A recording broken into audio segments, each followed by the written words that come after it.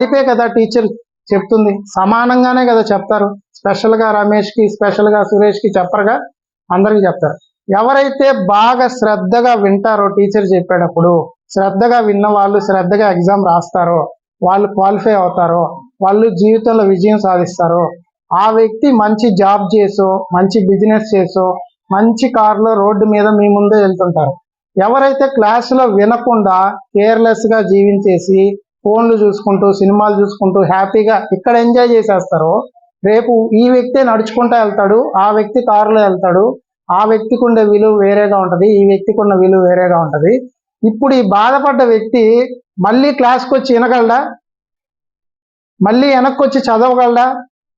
ఒక half an hour వెనక్కి తీసుకురాగలరా? ఎన్ని కోట్లు ఖర్చు పెట్టినా ఒక 5 minutes వెనక్కి తీసుకురాగలరా? సో ఇప్పుడు మీకుండే టైం ఎంత వాల్యూ మీకు అర్థమవుతుందా?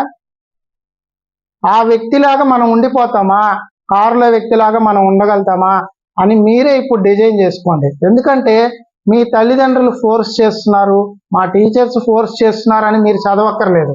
మీ లైఫ్ గురించి మీరు ఆలోచించి చదవండి. మీ